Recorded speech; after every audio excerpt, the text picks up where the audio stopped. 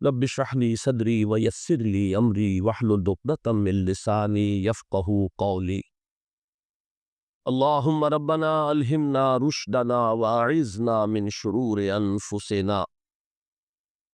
اللهم ارحمنا بالقرآن العظيم. اللهم اجعله لنا اماما ونورا وهدى ورحمة.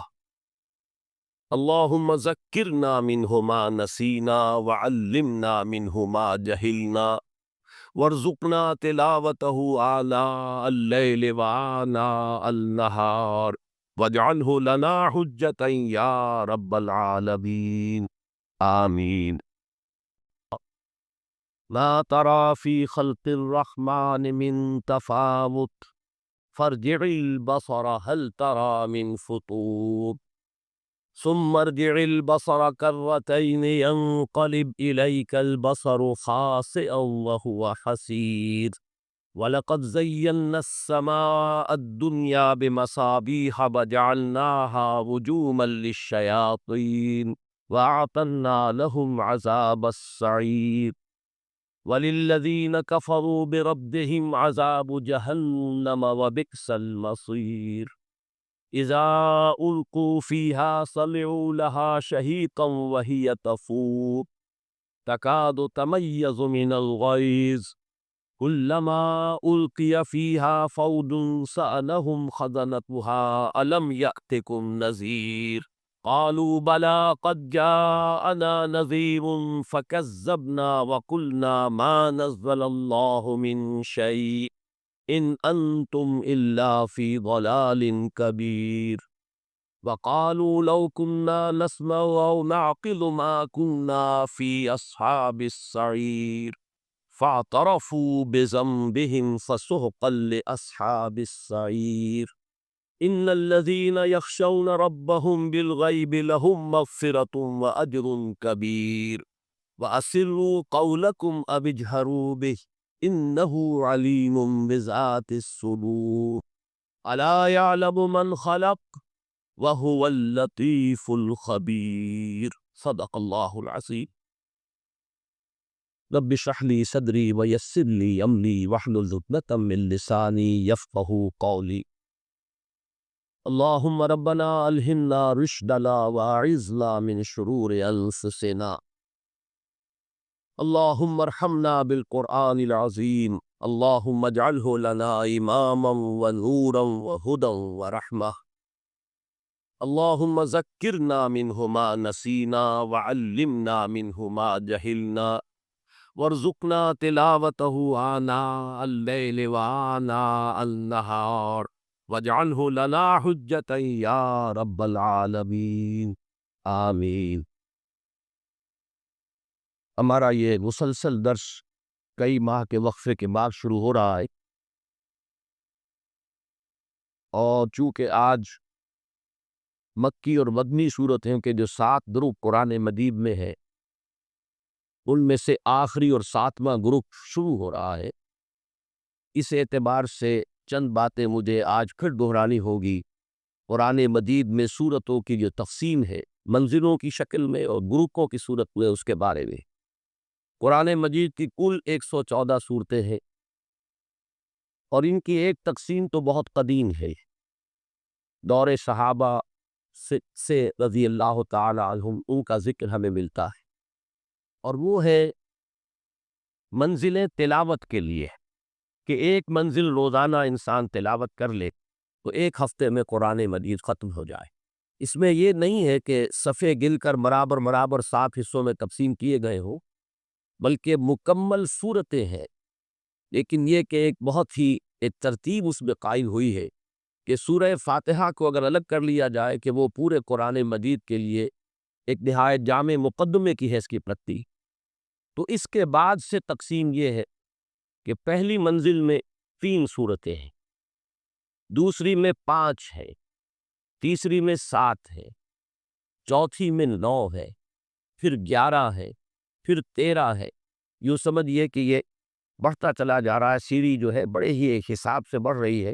البتہ حزب مفصل جو کہلاتا ہے آخری، اس میں 65 صورتیں ہیں، وہ بھی 15 کا ملٹیپل بنتا ہے 13 کا، 13 × 5 65، اس کے اندر بھی ایک حسن ہے عددی اعتبار سے۔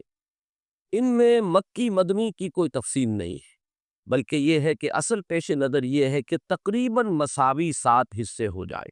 بالکل مساوی نہیں ہے، اس میں سے جو پہلا گروپ ہے، پہلی منزل 5.25 پارے کی ہے، بعض جو ہے وہ 4 پارے 4.25 پارے کے لگ بھگ ہے، آخری منزل جو ہے وہ سورہ قاف سے شروع ہوتی ہے، اور یہ آپ کے علم میں ہے کہ 26ویں پارے میں سورہ قاف ہے، 27 28 29 30 تقریباً 4.25 پارے اس کے بنے گی، تو بالکل برابر نہیں ہے، البتہ تقریباً مساوی 7 حصے۔ یہ 7 منزلیں جو ہے، اور ان کو 7 احزاب بھی کہتے ہیں، جیسا کہ میں عرض کر چکا ہوں، یہ قدیم تھے، ان کا ذکر آپ کو دور صحابہ سے مل جائے۔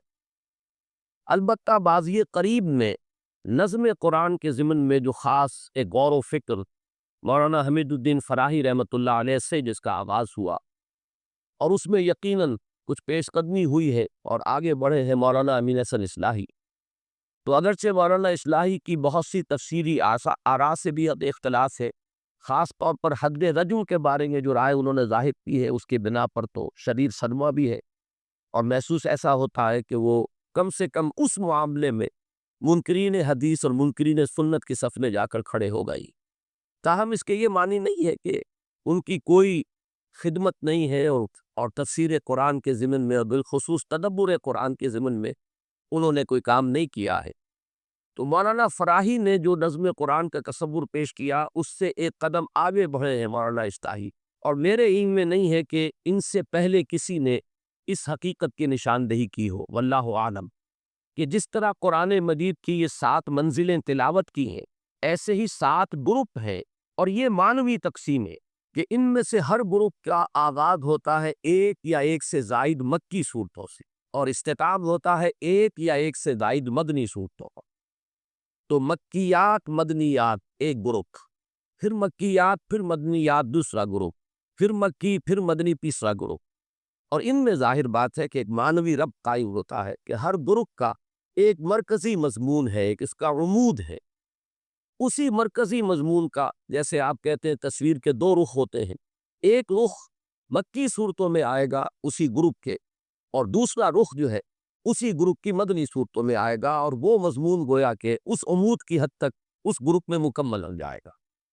اب میں زیادہ تفصیل میں اس وقت نہیں جا رہا ہوں، صرف یہ بات نوٹ کر لیجئے کہ پہلا اور آخری گروپ جو ہے اس کے مابین ایک عجیب عکسی نسبت ہے، ریسیپروکل ریشو ہے، کہ پہلے گروپ میں مکی صورت صرف ایک سورہ فاتحہ بہت چھوٹی ہے حجم کے اعتبار سے، اگرچہ معنوی اعتبار سے وہ پورے قرآن مجید کے بھی مساوی اسے قرار دیا جا سکتا ہے، اساس القرآن، ام القرآن، اور حضرت ابی ابن کعب رضی اللہ تعالیٰ عنہ سے جو روایت مروی ہے اس کے مطابق تو حضور نے خود اس کو قرار دیا ہے، والقرآن العظیم، جو سورہ ہجر میں آیت آئی ہے، وَلَقَدْ آتَيْنَاكَ سَبْعًا مِنَ الْمَثَانِي وَالْقُرْآنَ الْعَظِيمَ، تو حضور نے فرمایا یہی 7 مثانی ہے، یہی قرآن عظیم ہے۔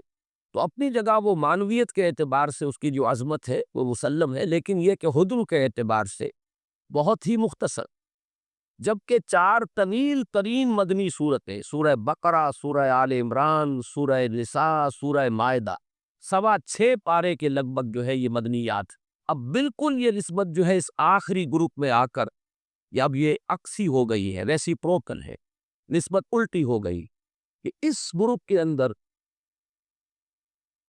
48 صورتیں شامل ہیں۔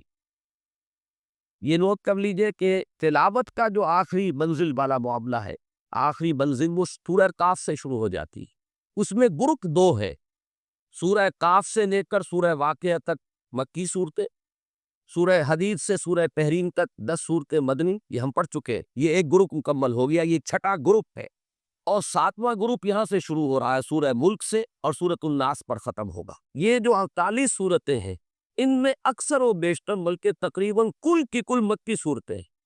یہاں آپ دیکھیں گے کہ اب مدنی صورتوں کی نسبت جو ہے وہ نہ ہونے کے برابر رہ گئی، اور بہت سی صورتوں کا معاملہ جو ہے اس میں جو مدنیات ہے وہ مختلف فی 5 صورتیں ہیں زیادہ سے زیادہ ان 48 میں سے، جن کے بارے میں یہ کہا گیا ہے کہ وہ مدنی، جن میں سے متفق علیہ صرف ایک ہے، اور وہ سورۃ النصر ہے، اذا جاء نصر اللہ والفتح، اس کے بارے میں تو اتفاق ہے کہ یہ مدنی صورت ہے۔ باقی 2 صورتیں اور ہیں، سورۃ البینہ اور سورۃ الزلزال یہ ساتھ ساتھ ہے، ان کے بارے میں بھی بعض مصاحف میں آپ کو یہ لکھا ہوا مل جائے گا کہ یہ مدنی صورت ہی۔ اسی طریقے سے آخری دو صورتیں معوذتین، ان کے بارے میں بھی یہ رائے ہے، لیکن میں نے دیکھا ہے کہ بہت سے حضرات ان کو بھی مکی صورتیں قرار دیتے ہیں، تو گویا کہ کل 5 صورتیں بنتی ہیں جن کے بارے میں یہ رائے ہے ان 48 میں سے کہ یہ مدنی ہے۔ ان میں سے بھی 4 مختلف فی متفق علیہ جو ہے وہ صرف ایک صورت بنتی ہے، وہ سورۃ النصر۔ میری اپنی ایک رائے ہے اس کے ضمن میں، لیکن اول تو یہ کہ میں اس پر فی الحال جازم نہیں ہوں، جب اس مقام پر پہنچوں گا تو انشاءاللہ اپنی ایک رائے حتمی طور پر قائل کروں گا۔ مولانا اصلاحی صاحب کی چونکہ ذکر سے بات شروع ہوئی تھی تو یہ عرض کر دوں کہ ان کے نزدیک آخری 5 صورتیں مدنیات ہیں، سورۃ النصر، اس کے بعد سورۃ اللہب، اور پھر سورہ اخلاص اور معوذت ہے۔ اور اس میں اب یہ بات بڑی عجیب ہے کہ جہاں کا سورۃ اللہب کا تعلق ہے اس میں تقریباً اجماع ہے کہ وہ مکی صورت ہے، ابتدائی دور میں نازل ہوئی ہے، جبکہ حضور نے اپنا پہلا خطبہ ارشاد فرمایا تھا وہ ہے صفا پر کھڑے ہو کر، اور ابو لہب نے اس وقت وہ بہت ہی گستاخانہ الفاظ استعمال کیے تھے، تبا لکا لہذا جمعتنا، تو تقریباً اجماع ہے کہ اس پر یہ صورت نازل ہوئی، تبت یدا ابی لہب وتب۔ لیکن مولانا اصلاحی صاحب کی اپنی ایک تعویل ہے، انہوں نے اسے مدنی صورت قرار دیا ہے۔ تو بہرحال میں ابھی اپنی رائے جو ہے جیسا کہ میں نے عرض کیا آپ کے سامنے پیش نہیں کر رہا، اس وقت صرف یہ بیان کرنا مقصود تھا کہ پہلے گروپ اور آخری گروپ میں یہ ریسیپروکل ریشو ہے، عکسی نسبت ہے، کہ پہلے گروپ میں تقریباً تمام صورتیں 6.25 پارہ اور یہ مدنیات پر مشتمل ہے، اور مکی صورت صرف سورہ فاتحہ۔ اسی طریقے سے آخری بھی یہ گروپ ہے سورہ ملک سے سورۃ الناس تک، اگرچہ تعداد اس میں سب سے زیادہ ہے صورتوں کی، 48 صورتیں ہیں، لیکن ان میں معدود چند یہ مدنی ہے اور اکثر و بیشتر مکی صورتیں۔ یہ جو آخری 2 گروپ ہے سورہ قاف سے لے کر اور سورہ تحریم تک 6واں گروپ، اور سورۃ الملک سے لے کر اور سورۃ الناس تک یہ 7واں گروپ، ان دونوں کا مرکزی مضمون ایک ہی ہے، وہ ہے انذار، انذار آخرت، قیامت کی خبر دینا اور متنبہ کرنا کہ لوگوں تمہیں مرنے کے بعد معدوم نہیں ہو جانا ہے، موت معدوم ہو جانے کا نام نہیں، بلکہ یہ تو زندگی کی ایک حالت سے دوسری حالت کو منتقل ہونے کا نام۔ موت ایک زندگی کا وقفہ ہے، یعنی آگے بڑھیں گے دم لے کر، اور یہ جو یہاں سے انتقال ہو رہا ہے تو اس کے بعد کی زندگی کے بھی 2 حصے ہیں، ایک برزخی زندگی ہے اور دوسری پھر وہ حیات اخروی ہے بعث بعد الموت کے بعد، اور وہ ہے اصل زندگی، وَإِنَّ الدَّارَ الْآخِرَةَ لَهِيَ الْحَيَوَانُ لَوْ كَانُوا يَعْلَمُونَ۔ اس زندگی کے اعمال کا نتیجہ اس زندگی کے اندر برآمد ہوگا، تمہارے لیے کوئی اسکیپ نہیں ہے، کوئی فرار نہیں ہے، کہیں بچ نکلنے کی کوئی صورت نہیں، تم ایک امتحان سے دوچار کیے گئے ہو اس حیات دنیاوی میں، اور اس کا نتیجہ یوم القیامہ کو برآمد ہوگا، اور لازماً جزا و سزا ہو کر رہے، جیسے کہ حضور کے ایک ابتدائی خطبے کے الفاظ میں نے بارہا آپ کو سنائے ہیں کہ واللہ لتموتن کما تنامون ثم لتبعثن کما تستيقظون ثم لتحسبن بما تعملون ثم لتجزبن بالاحسان احسانا وبالسوء سوءا وانها لجنة ابدا او لنار، کہ خدا کی قسم تم سب پر موت وارد ہوگی جیسے کہ روزانہ رات کو تم سو جاتے، پھر تمہیں لازماً اٹھا لیا جائے گا جیسے کہ روزانہ صبح کو بیدار ہو جائے، پھر لازماً تمہارا حساب کتاب ہوگا، محاسبہ ہوگا، پھر لازماً تمہیں بدلہ ملے گا، اور وہ بدلہ کیا ہوگا؟ بھلائی کا بھلا بدلہ، برائی کی بری سزا، اور وہ کیا ہے؟ وَإِنَّهَا لَجَنَّةٌ أَبَدًا أَوْ لَنَارٌ أَبَدًا، یا وہ جنت ہے ہمیشہ ہمیش کے لیے، اور یا وہ پھر آگ ہے ہمیشہ ہمیش کے لیے، جہنم ہے ہمیشہ ہمیش کے۔ یہ ہے اصل میں کہ جو ان صورتوں کا بالخصوص اس کی جو مکیات ہے ان کا مرکزی مضمون ہے۔ اس میں خاص طور پر وہ انداز جو ہے کس گروپ میں خاص طور پر یہ انذار جو ہے وہ چونکانے کے انداز میں ہے، جس کے بارے میں کہ مولانا حالی کی وہ تعبیر بالکل صحیح ہے کہ وہ بجلی کا کڑکا تھا یا صوت ہادی، عرب کی زمین جس نے ساری ہلا دی، جس کے نتیجے میں چاہے لوگوں نے مانا چاہے نہیں مانا لیکن ایک چہمے گوئی شروع ہو گئی، یہ کیا بات کہہ رہے، یہ کیا خبر دے رہے، کسی نے کہا ہے ہاتھ لما توعدون، یہ انہونی بات ہے، نہیں ہو سکتی، ناممکن ہے، جب ہم مر جائیں گے گل سڑ جائیں گے، عظاما نخرہ، ہڈیاں بھی ہماری جو ہے وہ گل سڑ جائیں گی تو پھر دوبارہ اٹھا لیا جائے گا، یہ بات سمجھ میں آنے والی نہیں۔ تو چاہے کسی نے مانا چاہے نہیں مانا، لیکن یوں سمجھ لیے کہ ایک بحث شروع ہو گئی، ایک گفتگو شروع ہو گئی، وہ شروع کر دینا کا ادھر حقیقت یہ انداز ہے کہ جو ان صورتوں کے اندر جو ہے اکثر و بیشتر میں آپ کو ملے گا۔ بس اس تمہید کے بعد سورۃ الملک جس کا ہم آج آغاز کر رہے ہیں، اس کے بارے میں جان لیجئے کہ اس سورہ مبارکہ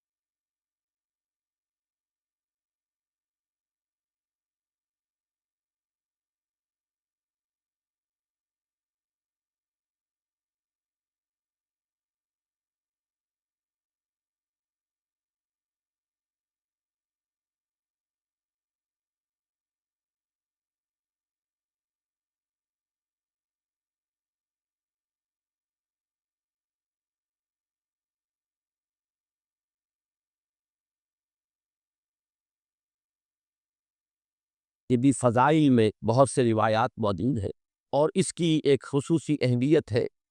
یہ صورت بھی اوراد میں سے ہے، یعنی وطر جس کو بنایا جائے، اور اس کو پڑھنا جو ہے اس کے اندر بہت سے منفعت مضمر ہے۔ اور یہ صورت بھی جیسے کہ سابقہ گروپ کی پہلی مکی صورت سے سورہ قاف، یہ بھی اسی جامعیت کی حامل ہے۔ اس میں قرآن مجید کے فلسفہ اور حکمت کے بھی بہت اہم مضامین آئے ہیں۔ پھر یہ کہ ایمانیات ثلاثہ، توحید، عظمت خداوندی، اللہ تعالیٰ کی جلالت شان، اسی طریقے سے معاد، بعث بعد الموت، جنت اور دوزخ کا ذکر، اسی طریقے سے نبوت کا ذکر، رسالت کا ذکر، اور پھر یہ کہ استدلال آفاق و انفس سے، یہ ان تمام مضامین کے اوپر یہ سورہ مبارکہ بہت جامع ہے۔ اور جیسا کہ میں نے عرض کیا کہ اس میں بعض آیات بڑی اہمیت کی حامل ہے، ایک تو حکمت اور فلسفے کے اعتبار سے، اور ایک نفسیات انسانی کے اعتبار سے۔ بہرحال اب ہم اللہ کا نام لے کر اس سورہ مبارکہ کا ہم تسلسل کے ساتھ مطالعہ شروع کر رہے ہیں۔ تبارک الذی بیدہ الملک، پہلا لفظ جو ہے تبارکہ، بہت بابرکت ہے۔ ایک تو یہ تفاعلہ، یہ جو وزن ہے اس میں مبالغے کا مفہوم ہے، بہت بابرکت۔ لیکن برکت کا مفہوم کیا ہے؟ یہ تبارکہ کا لفظ قرآن مجید میں اللہ تعالیٰ کی شان میں 9 مقامات پر آیا، اور ان میں سے یہ نوٹ کیجئے کہ 3 مقامات صرف ایک سورۃ الفرقان میں، اس کا بھی آغاز ہوا ہے تبارک الذی نزل الفرقان علی عبدہ لیکون للعالمین نذیرا۔ پھر اس کے بعد ایک آیت آتی ہے تبارکہ سے، پھر یہ آخری رکوع شروع ہوتا ہے تبارکہ سے۔ تو تبارکہ کا مفہوم کیا ہے؟ اس کا جو مادہ ہے برک، برکن، اس کو کہتے ہیں جو اونٹ کا سینہ ہے، اور جب اونٹ بیٹھتا ہے تو آپ نے دیکھا ہوگا کہ اس کا سینہ زمین پر ٹکتا ہے، اور کچھ جگہ پر بھی جیسے تو ایک کوہان ہے اس کے اوپر، لیکن وہاں بھی ایک ایسا پیڈ بنا ہوا ہوتا ہے بہت مضبوط، کہ جب وہ گویا کہ ٹک گیا تو اب اونٹ پورے طور پر زمین پر متمکن ہو گیا ہے، اور وہ پورے اطمینان کے ساتھ بیٹھ گیا ہے۔ اسی سے مفہوم جو اس کا نکلا ہے وہ کسی چیز میں ثبوت اور ثبات، اور کسی چیز کے اندر جماؤ کی کیفیت پیدا ہو جائے۔ مثلا ابترکوا فی الحرب، یہ بھی فضائل میں بہت سے روایات موجود ہیں، اور اس کی ایک خصوصی اہمیت ہے۔ یہ صورت بھی اوراد میں سے ہے، یعنی وطر جس کو بنایا جائے، اور اس کو پڑھنا جو ہے اس کے اندر بہت سے منفعت مضمر ہے۔ اور یہ صورت بھی جیسے کہ سابقہ گروپ کی پہلی مکی صورت سے سورہ قاف، یہ بھی اسی جامعیت کی حامل ہے۔ اس میں قرآن مجید کے فلسفہ اور حکمت کے بھی بہت اہم مضامین آئے۔ پھر یہ کہ ایمانیات ثلاثہ، توحید، عظمت خداوندی، اللہ تعالیٰ کی جلالت شان، اسی طریقے سے معاد، بعث بعد الموت، جنت اور دوزخ کا ذکر، اسی طریقے سے نبوت کا ذکر، رسالت کا ذکر، اور پھر یہ کہ استدلال آفاق و انفس سے، یہ ان تمام مضامین کے اوپر یہ سورہ مبارکہ بہت جامع ہے۔ اور جیسا کہ میں نے عرض کیا کہ اس میں بعض آیات بڑی اہمیت کی حامل ہے، ایک تو حکمت اور فلسفے کے اعتبار سے، اور ایک نفسیات انسانی کے اعتبار سے۔ بہرحال اب ہم اللہ کا نام لے کر اس سورہ مبارکہ کا ہم تسلسل کے ساتھ مطالعہ شروع کر رہے ہیں۔ تبارک الذی بیدہ الملک، پہلا لفظ جو ہے تبارکہ، بہت بابرکت ہے۔ ایک تو یہ تفاعلہ، یہ جو وزن ہے اس میں مبالغے کا مفہوم ہے، بہت بابرکت۔ لیکن برکت کا مفہوم کیا ہے؟ یہ تبارکہ کا لفظ قرآن مجید میں اللہ تعالیٰ کی شان میں 9 مقامات پر آیا، اور ان میں سے یہ نوٹ کیجئے کہ 3 مقامات صرف ایک سورۃ الفرقان میں، اس کا بھی آغاز ہوا ہے تبارک الذی نزل الفرقان علی عبدہ لیکون للعالمین نذیرا۔ پھر اس کے بعد ایک آیت آتی ہے تبارکہ سے، پھر یہ آخری رکوع شروع ہوتا ہے تبارکہ سے۔ تو تبارکہ کا مفہوم کیا ہے؟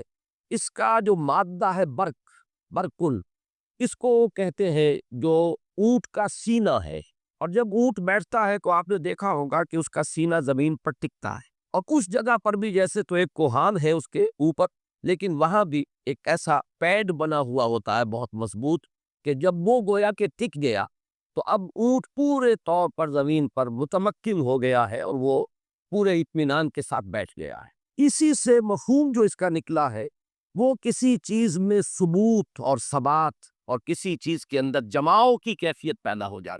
مثلا ابترکوا فی الحرب، یہ جو مفردات امام راغب ہے ان میں یہ مباحث آپ کو مل جائیں گے کہ عرب کہتے تھے ابترکوا فی الحرب، ابترکوا فی الحرب کے معنی ہے ثبتوا ولازموا موضع الحرب، جم گئے جنگ کے اندر اور وہ جنگ کی جگہ کو انہوں نے مضبوطی سے پکڑ لیا، میدان میں ان کے قدم جم گئے۔ یہ جماؤ اور ٹھہراؤ، اسی سے جب اللہ تعالیٰ کی شان میں یہ لفظ آتا ہے تو یہ ہے ثبوت الخیر الہی، اللہ تعالیٰ کا جو فیض ہے، اللہ کے جو احسانات ہیں، اللہ کی طرف سے جو خیرات و حسنات ہیں اپنی مخلوق کے لیے، ان میں جماؤ پیدا ہو جانا، اور پھر اس میں مبالغے کی شان، یعنی اللہ تعالیٰ کی طرف سے فیض رسانی جو ہے اس کے اندر تسلسل، اس میں دوام، اس میں پائیداری پیدا ہو جانا، یہ ہے تبارک کا مفہوم۔ تبارک الذی بیدہ الملک، بہت بابرکت، بہت فیض رساں، بہت عظمت والی ہے وہ ہستی جس کے ہاتھ میں ہے بادشاہی، بیدہ ہی، اس کے ہاتھ میں ہے۔ اللہ تعالیٰ کے لیے یہ مختلف جو الفاظ آتے ہیں، ید ہے، چہرہ ہے، وجہ، ان تمام کے بارے میں جو ہمارا اہل سنت کا موقف ہے وہ یہ ہے کہ ان پر اجمالاً ایمان، باقی یہ کہ ظاہر بات ہے کہ ہم اس کو کسی تجسیم یا کسی جسم کے اوپر قیاس نہیں کر سکتے، اور اکثر و بیشتر اس سے مراد ہوگی یعنی استعارہ کہ ید سے مراد ہے، جیسے ہم کہتے ہیں قبضہ قدرت، کسی کے ہاتھ میں ہونا، یعنی اس کے اختیار میں ہونا، اس کے قبضے میں ہونا۔ بیدہ الملک، اسی کے قبضے میں ہے بادشاہ، اسی کا اختیار مطلق ہے ملک پر، بادشاہی پر۔ یہ لفظ ملک جو ہے، اب اس پر بھی غور کیجئے کہ یہ جو صورتیں ابھی ہم پڑھ چکے ہیں، سورہ حدید، سورہ تغابن، اس میں بھی اللہ تعالیٰ کے لیے یہ لفظ جو ہے بتکرار و اعادہ آیا ہے۔ سورہ حدید کی ابتدائی 6 آیات آپ کو یاد ہوگا، ہم نے بہت تفصیل کے ساتھ ان کا مطالعہ کیا، اور ذات و صفات باری تعالیٰ کے ضمن میں میری ایک ذاتی رائے ہے جو میں نے بارہا عرض کی ہے کہ عظیم ترین اور جامع ترین مقام جو ہے وہ سورہ حدید کی پہلی 6 آیات پر مشتمل ہے۔ اس میں بھی 2 مرتبہ لہو ملک السماوات والارض، دوسری آیت میں لہو ملک السماوات والارض یحیی و یمیت وہو علی کل شیء قدیر، اور پھر اختتام پر آتا ہے لہو ملک السماوات والارض والی اللہ ترجع الامور، بلکہ ادھر سے بھی سمجھیے کہ یہ دوسری آیت ہے، وہ جو دوسری آیت آئی ہے وہ آخر سے لاکھ بٹ 1 میں، لیکن 6 آیتوں میں 2 مرتبہ اللہ تعالیٰ کے لیے اس شے کا اثبات کہ حکومت اور اختیار، اس کائنات کا کل اختیار، اس کی کل بادشاہی ڈی فیکٹو بھی ڈی یورے بھی اللہ تعالیٰ کے ہاتھ میں۔ اسی طریقے سے سورہ تغابن میں لہ الملک و لہ الحمد وہو علی کل شیء قدیر، اور اس ملک کے ساتھ علی کل شیء قدیر کی خصوصی مناسبت ہے۔ وہ بادشاہت کے جو جس میں کہیں عجز ہو، بادشاہ اگر کمزور ہو گیا تو ظاہر بات ہے کہ بادشاہی میں خلل پیدا ہو جائے گا، پھر وہاں فساد رونما ہو جائے گا۔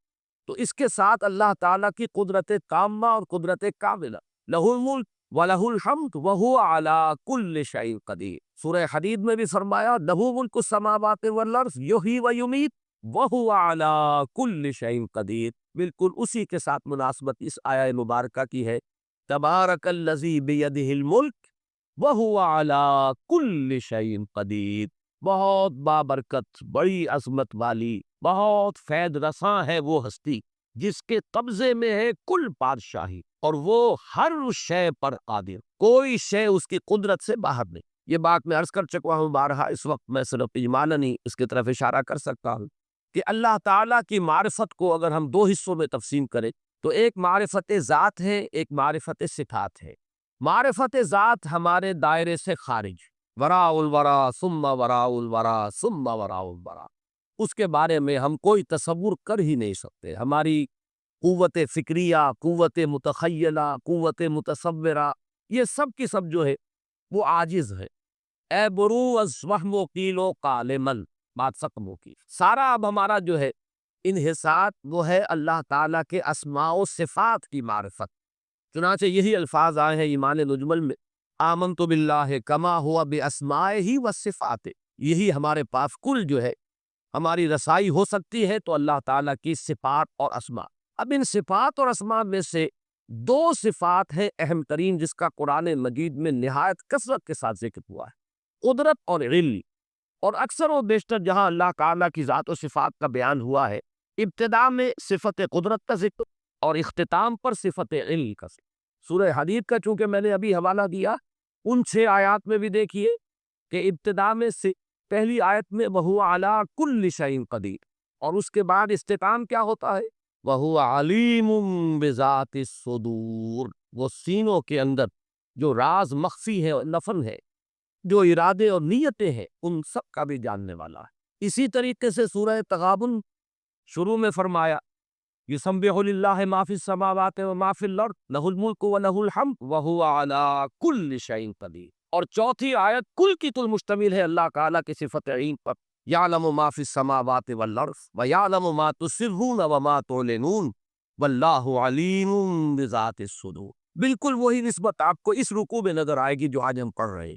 شروع میں وہو علی کل شیء قدیر، اور اختتام پر اس رکوع کے وہو اللطیف الخبیر، الا یعلم من خلق وہو اللطیف الخبیر، بلکہ اس سے پہلے کی آیت وَأَسِرُّوا قَوْلَكُمْ أَوِ اجْهَرُوا بِهِ إِنَّهُ عَلِيمٌ بِذَاتِ الصُّدُورِ۔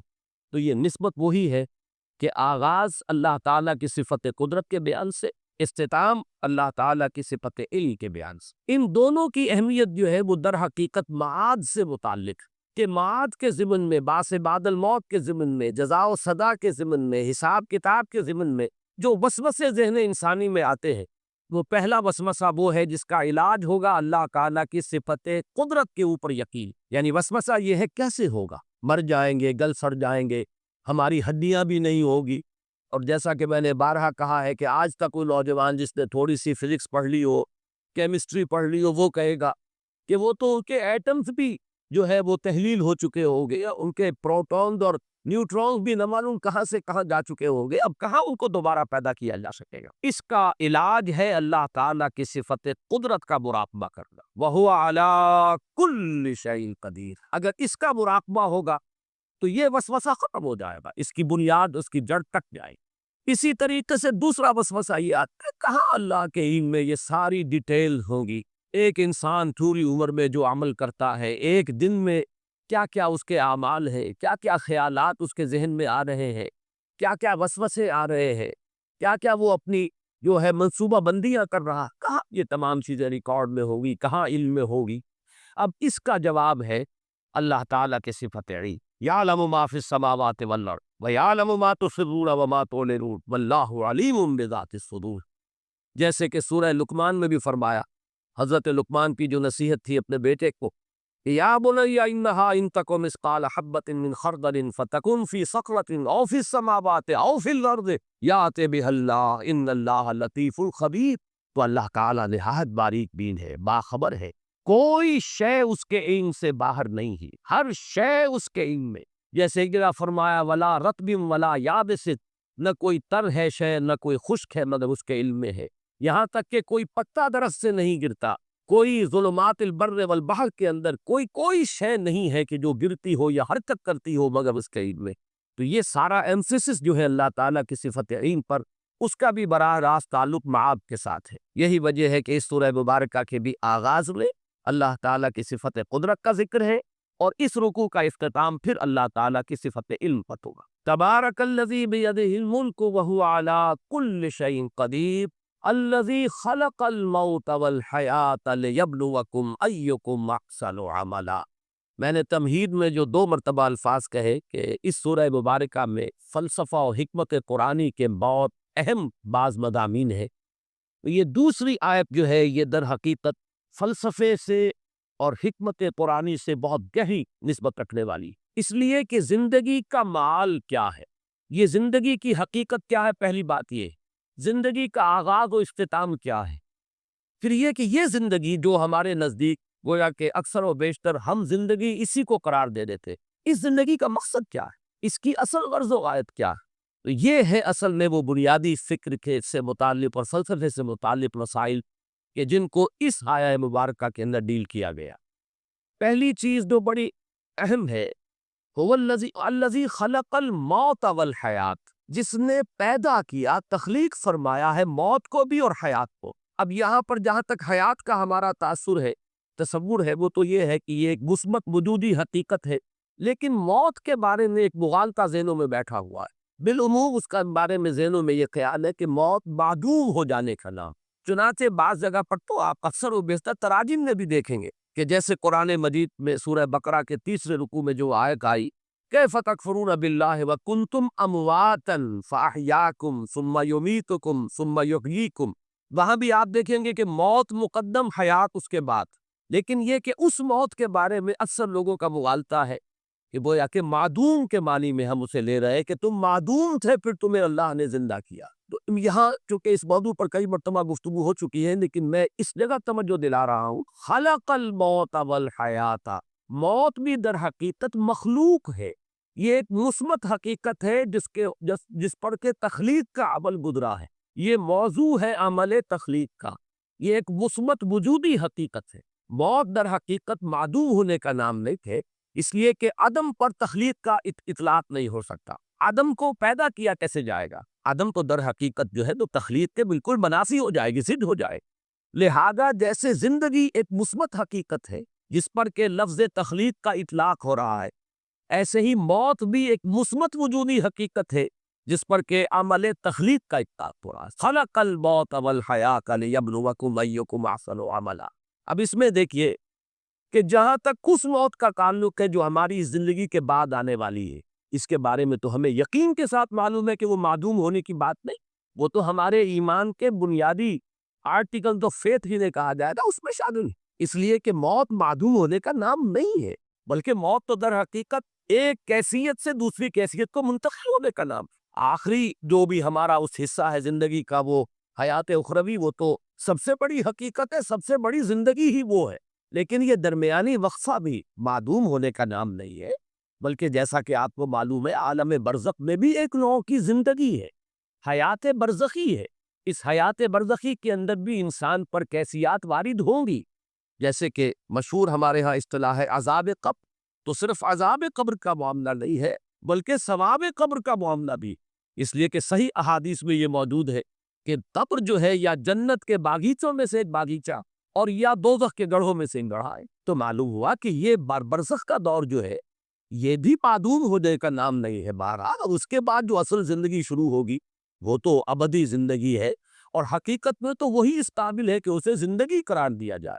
وَإِنَّ الدَّارَ الْآخِرَةَ لَهِيَ الْحَيَوَانُ لَوْ كَانُوا يَعْلَمُونَ، یقیناً وہ پچھلا بھر اور پچھلی زندگی جو ہے اصل زندگی تو ہے ہی، وہ کاش کے انہیں معلوم ہوتا۔ البتہ یہ جہاں تک دو حیاتیں ہیں، حیات دنیاوی، حیات اخروی، اور ان کے درمیان میں یہ حیات برزخی، یہ تو تین چیزیں وہ ہے کہ جو قرآن مجید سے ابتدائی تعارف رکھنے والا شخص بھی جانتا ہے، اور ہر مسلمان کے وہ ایمان کے لازمی اجزاء میں شامل۔ لیکن ایک حیات اس سے پہلے، ایک موت اس سے پہلے آ چکی، یہ در حقیقت فلسفے اور حکمت قرآنی کا ذرا غامض پہلو، مختلف مقامات پر اس کی طرف اشارات ہے، تفاسیر اس کی آپ کو قرآن میں نہیں ملے گی، اس لیے کہ جو حکمت کے غامض مسائل ہیں انہیں قرآن مجید نے تفصیل کے ساتھ اس پر بحث نہیں کی، اس لیے کہ قرآن مجید صرف حکماء کے لیے نہیں، فلاسفہ کے لیے نہیں، بہت اعلیٰ عقلی صلاحیتیں رکھنے والوں کے لیے نہیں، یہ عامیوں کے لیے بھی ہے، عوام کے لیے بھی۔ لہذا اس میں زیادہ تر بحث کی گئی ہے تفصیل کے ساتھ انہی چیزوں پر کہ جو سب کے ذہن کی گرفت میں آ جائے، سب کے علم کی سطح تک رسائی جو ہے ان چیزوں کی ہو جائے، اور باقی چیزیں جو ہے کہ جو زیادہ غامض ہیں، دقیق ہیں، فلسفیانہ حقائق میں، ان کے طرف صرف اشارے، اس لیے کہ ان کو ظاہر بات ہے کہ ان سے دلچسپی رکھنے والے عقلاء اور حکماء ہوں گے، اور عاقلانہ اشارہ کافی ہے، عاقلوں کے لیے ظاہر بات ہے کہ اشارہ کافی، وہ جب وہاں سے گزریں گے وہ ڈیرا لگا کر بیٹھ جائیں گے، جیسے کہ میں نے ابھی آیت آپ کو سنائی، کیف تکفرون باللہ وکنتم امواتا فاحیاکم ثم یمیتکم ثم یحییکم ثم الیہ ترجعون۔ معلوم ہوا 4 ادوار ہیں، ایک موت پہلے تھی، پھر اس کے بعد احیاء ہوا ہے، پھر اب یہ زندگی آئی ہے، پھر اماتہ ہوگا، پھر اس کے اوپر موت کا عمل وارد ہوگا، پھر احیاء ہوگا، اور پھر وہ زندگی ابدی ہو جائے۔ لیکن یہ مضمون جو ہے اپنی کلائمیکس میں جو سامنے آیا ہے وہ سورہ غافر یا سورہ مومن، یہ 2 نام ہیں سورہ مبارکہ کے، اس کی جو آیت ہے، اور میں نے سن 66 میں ایک مضمون لکھا کا حقیقت زندگی کے عنوان سے، جو پہلے حفروض الاقسام میں چھپا، پھر میثاق میں چھپا، پھر حکمت قرآن میں چھپا، میں بار بار کیونکہ وہ میری بہت ہی محبوب تحریروں میں سے ہے، پہلی مرتبہ اس میں نے اس آیت مبارکہ کی طرف اشارہ کیا، اور مولانا ابوالغفار حسن صاحب کا مدینہ میں اس وقت تھے، مدینہ منورہ میں یونیورسٹی میں پڑھاتے تھے، وہاں سے مجھے خط آیا کہ یہ پہلی مرتبہ تم نے اشارہ کیا ہے اور ایک بہت بڑی علمی حقیقت ہے کہ جو ہاتھ آئی ہے۔ ان کا وہ تحسین کا خط میں نے شائع بھی کیا تھا نصاب میں، وہ آیہ مبارکہ جس میں صراحت کے ساتھ دو اماتے اور دو احیاء، اہل جہنم کی فریاد آئی ہے ان الفاظ میں کہ وہ جہنمی اللہ تعالیٰ سے فریاد کریں گے، ربنا امتنا اثنتین وَأَحْيَيْتَنَا اثْنَتَيْنِ فَاعْتَرَفْنَا بِذُنُوبِنَا فَهَلْ إِلَىٰ خُرُوجٍ۔ سورۃ الکہف، بسم اللہ الرحمن الرحیم۔ الحمد للہ الذی انزل علی عبدہ الکتاب ولم یجعل لہ عوجا۔ یہ پوائنٹ میں نوٹ کرا چکا ہوں کہ آخری آیت کیا تھی؟ قل الحمد للہ، کرو الحمد اللہ کے لیے ہے۔ یہ آخری آیت تھی سورہ بنی اسرائیل کی، اور سورہ کہف کی آیت شروع ہو رہی ہے الحمد للہ الذی، گویا کہ اس حکم کی تعمیل جو ہے اس سے آغاز ہو رہا ہے اس سورہ مبارکہ کا۔ اس کو میں نے کہا تھا یہ انٹر لاکڈ ہیں دونوں صورتیں جو ہیں، جیسے آتا ہے تورات میں کہ حضرت یعقوب اپنے بھائی عیسو کی ایڑیاں پکڑے ہوئے تولد ہوئے، یہ جڑواں پیدا ہوئے تھے دو بھائی عیسو اور یعقوب۔ عیسو بڑے تھے، یعنی بڑے اس معنی میں جو بھی ہوتے ہیں جڑواں، ان میں جو پہلے جس کی ولادت ہو جائے وہ بڑا ہوتا ہے، چاہے 2 منٹ کا فرق ہو 5 منٹ کا فرق ہو۔ تو اس کی ولادت کے بعد پھر حضرت یعقوب پر عقب کہتے پیچھے کو، پیچھے آنے والا یعقوب، اس لیے ان کا نام پڑ گیا ہے کہ یہ پچھلا ہے۔ جو پہلا تھا وہ عیسو تھا، عیسو کے بارے میں کچھ معلوم نہیں، ان کی اولاد وغیرہ کدھر گئی، بہرحال وہ ایک علیحدہ بحث ہے۔ تو اسی طریقے سے یہ سورہ کہف جو ہے گویا کہ سورہ بنی اسرائیل کی ایڑیاں پکڑے ہوئے قرآن مجید میں وارد ہو رہی ہے۔ اس میں آپ دیکھیے الحمدللہ الذی انزل علی عبدہ، وہی اللہ تعالیٰ نے اللہ کے اپنے رسول کی جو نسبت ہے اس کو عبد کے نمایاں کیا ہے، کتاب نازل کی ولم یجعل لہ عوجا، اور اس میں کوئی کجی نہیں رکھی، قیما سیدھی ٹھیک ٹھیک روشن مبین، لینذر بأسا شدیدا۔ اب یہ ہے لفظ جو بہت زیادہ غور کرنے کے قابل ہے۔ اس کتاب کے حضور پر نزول کے مقاصد میں سے ایک یہ بھی ہے خبردار کر دیں ایک بہت بڑی آفت سے۔ ویسے باسن جب واحد آتا ہے تو عام طور پر اس کے معنی جنگ ہوتے ہیں، جب جمع میں آتا ہے تو سختی، مصیبت، بھوک، فاقہ، یہ سارے بأسا۔ آیت البر میں بھی ہم نے پڑھا والصابرین فی البأساء والضراء وحین البأس۔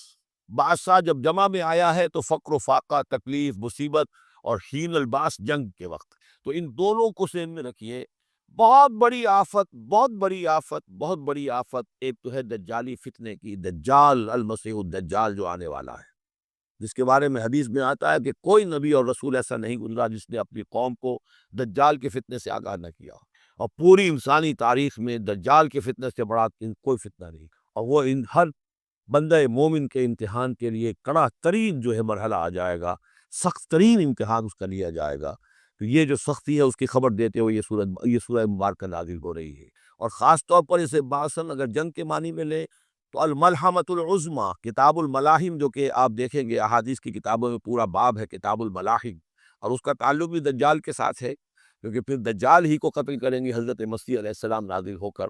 تو یہ سارا مسئلہ جو ہے اس کی خبر دینے کے لیے قیما لینذر بأسا شدیدا من لدنہ، گویا کہ یہ جو احادیث کی کتابوں میں آپ کو حدیث کے ابواب ملتے ہیں، چاہے وہ کتاب الفتن ہو اور چاہے وہ کتاب جو ہے آثار قیامہ ہے، اس طرح کے جتنے بھی ہیں، اور کتاب الملاحم ہے، یہ گویا کہ اس کی شرح ہے لینذر بأسا شدیدا من لدنہ، اور یہ ہوگا بھی خاص اللہ کی طرف سے، یہ آزمائش بھی، یہ دجال کا فتنہ بھی، یہ بہت بڑی جنگ بھی، جس کو آرمگڈون کہتے ہیں، کرسچین جو ٹریڈیشن ہے اس میں اس کے لیے لفظ ہے آرمگڈون، ایک بہت بڑی جنگ ہوگی۔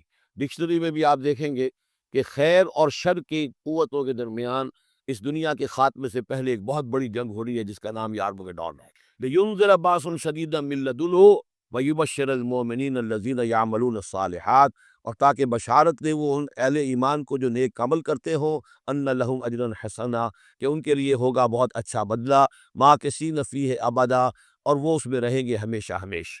یہ جو دجالی فتنہ ہے اس کے ساتھ ایک خاص مناسبت ہے سورہ مبارکہ کی۔ احادیث میں آتا ہے کہ دجالی فتنے کے اثرات سے بچنے کے لیے اس سورہ مبارکہ سے ذہنی اور قلبی رشتہ مفید ہے، اس کی تلاوت کرتے رہنا، خاص طور پر جمعے کے روز پوری سورہ کہف، ورنہ یہ کہ کم سے کم اس کی ابتدائی اور آخری آیات ان کی بڑی اہمیت ہے۔ دجالی فتنہ اصل میں کیا ہے سمجھ لیجئے کہ ایک تو ہے دجالی فتنہ بالعموم، دجل کہتے ہیں فریب کو، جیسے کہ کوئی نبی نہیں ہے، وہ اس نے فریبی لبادہ اوڑھ لیا، نبوت کا دعویٰ کر رہا ہے، وہ دجال ہے۔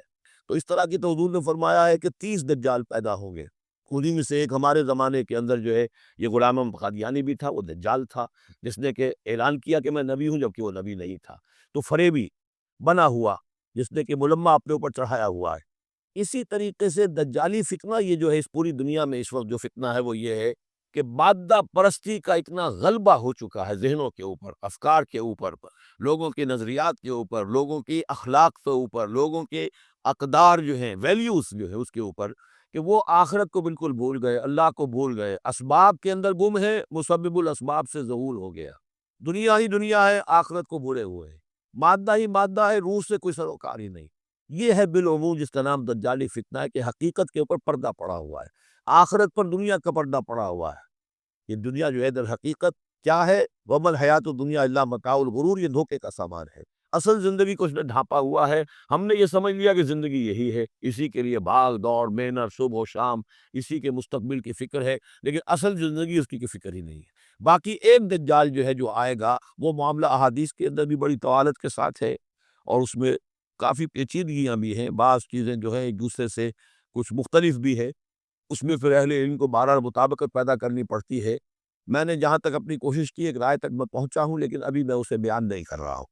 بہرحال دجالی فتنے کی خبریں موجود ہیں بہت شدت کے ساتھ، اور اس صورت کا پڑھنا جو ہے اس میں بہت مفید ہے۔ اس صورت کے مضامین کا دجالی فتنہ بالعموم سے کیا تعلق ہے، وہ تو اس ہم دورہ ترجمہ دوران کے اس کے دوران بھی آپ کو معلوم ہو جائے گا، لیکن اس کے جو خاص بڑے مباحث ہیں، خاص طور پر یہ کہ ایک ہمارے بہت بڑے عالم گزرے ہندوستان میں اس صدی کے آغاز میں، مولانا مناظر احسن گیلانی، انہوں نے اس پر باقاعدہ کتاب لکھی ہے، آپ کو مل جائے گی بازار میں بھی، اصحاب کہف کے جو کا معاملہ سورہ کہف کے مباحث ہیں ان کے۔ میں نے اس کو اپنی ایک تقریر کے اندر کسی خطاب جمعہ میں سورہ کہف کے مضامین کا خلاصہ بیان کیا تھا، جس کا عنوان ہے دنیا کی حقیقت۔ ظاہر بات ہے تفاصیل زیادہ جو ہے وہ میرے لیے ممکن نہیں ہے کہ اس دورہ ترجمہ کے دوران بیان کر سکوں۔ وَيُنذِرَ الَّذِينَ قَالُوا اتَّخَذَ اللَّهُ وَلَدًا، اور خبردار کر دے ان لوگوں کو جنہوں نے کہا کہ اللہ نے بیٹا بنایا۔ یہ ساری دجالیت جو ہے اس کی جڑ کیا ہے؟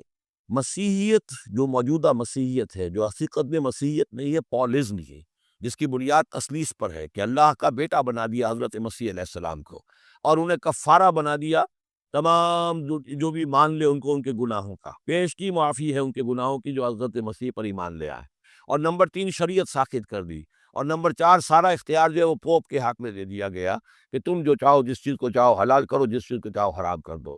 ان چیزوں نے مل کر نفس مذہب کو اس قدر قابل نفرت سے بنا دیا کہ یورپ کے عوام کے اندر مذہب کے خلاف شدید نفرت پیدا ہو گئی۔